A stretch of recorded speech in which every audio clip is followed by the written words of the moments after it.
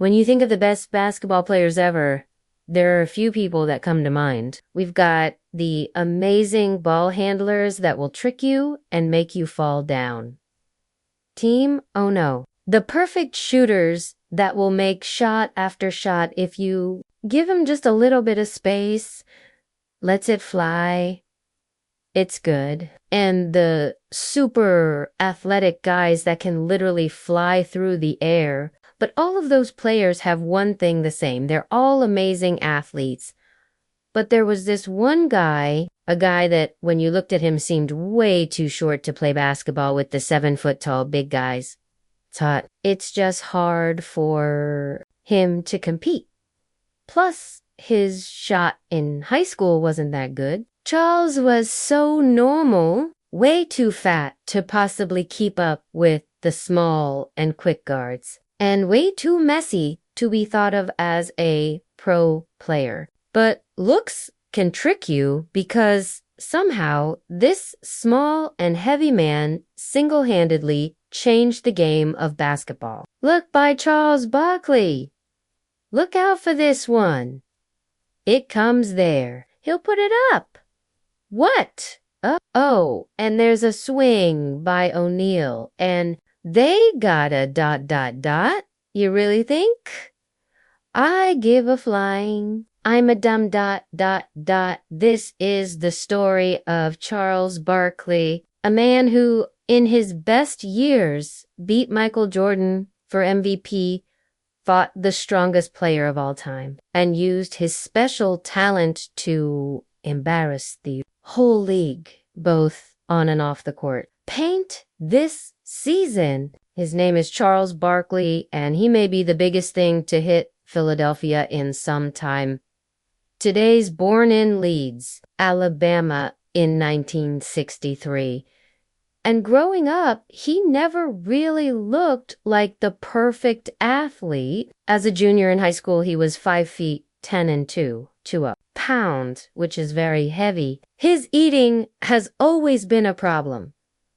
He once weighed 315 pounds. They called him Boy George, round mound of rebound. He failed to make the varsity team just like Michael Jordan and was completely unknown to the basketball world. There wasn't even a single scouting report on him in the country. But in his senior year, things started to change. Between my junior year and senior year in high school, I went from 5'10" to 6'4", even though when I had to grow spurt. Barkley hit a growth spurt, shooting up to nearly great stats against the now smaller competition. He got 19 points and 17 rebounds a game.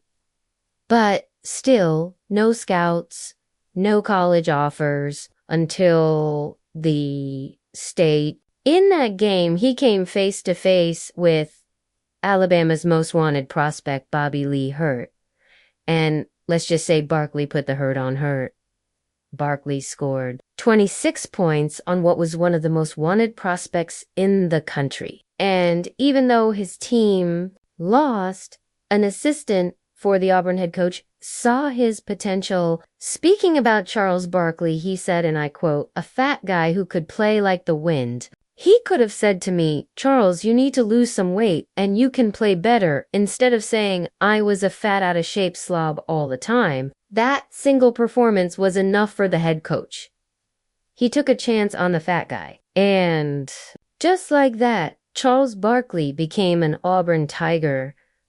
I knew I had something special. I knew I had a pro on my hands. In 3 seasons at the University of Auburn. Charles Barkley ruled the SEC. He led the conference in rebounding every single year. Put up great stats, including 14 points a game on an amazing 62% field goal percentage. He even led Auburn to their first NCAA tournament appearance ever. The dude filled up the stat sheet. In that tournament game, Barkley dropped 23 points, 17 rebounds, 4 assists, 2 steals, and 2 blocks on over 80% from the field. And the craziest part is he did this all while standing under 6'6" and carrying nearly 280 pounds. It was just his amazing strength and explosiveness. Even at that time, weighing around 280 pounds, he was like a bowling ball of raw force moving around the court. Imagine this fat guy soaring into the air to snatch rebound after rebound. Then, on the next play, tear down the court like a runaway train. Barkley takes it right by master of the guard all the way to beautiful, only to finish at the other end with a huge dunk. That's how Charles Barkley earned his nickname, the Round Mound of Rebound. I'm Charles Barkley. Tigers, here. I feel my nickname. My favorite is Round Mound of Rebound. And now everyone knew who Charles Barkley was. After ruling college and getting national attention, Barkley decided to skip his senior year and declare for the 1984 NBA draft. I had no real interest in playing on the Olympic team in '84. No disrespect to anybody. I just didn't want to play basketball summer. But before Charles Barkley was even picked, he started playing mind games with his future employer, or so he thought. During the pre-draft process, Barkley found out that his weight was a huge worry for many NBA teams. Teams like the Philadelphia 76ers wanted to draft him but worried he'd fall out of shape or eat his way to injuries and chronic tiredness. So instead of getting in shape, Barkley went on an eating binge, ballooning to over 300 pounds. Why, you might ask? I didn't leave college for $75,000. We got to make sure the Sixers don't draft me down. So we went on a 2-day eating binge. I had like 6 pancakes, bacon, wash it down with a vanilla shake. Then we went to lunch, 4 or 5 pieces, Kentucky. Fried chicken, some mashed potatoes, some coleslaw. Then we went to dinner someplace.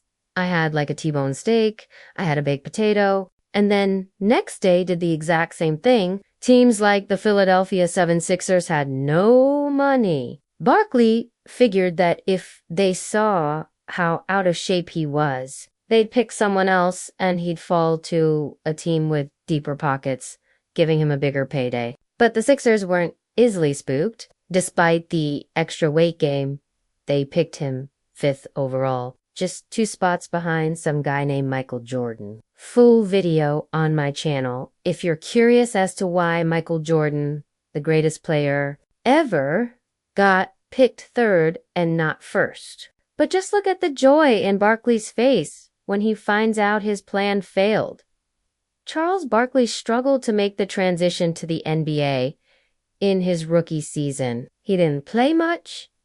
His scoring and rebounding numbers dropped, and he was incredibly unhappy about the situation. So Barkley asked his veteran teammate and 2-time MVP Moses Malone, "Hey man, why am I not getting more playing time?" Malone's response. Mon and I pulled Moses aside and I said, "Moses, why am I not getting to play?" And Moses, he's really brutal. He says, "You fat and you lazy young fella. You fat and you lazy."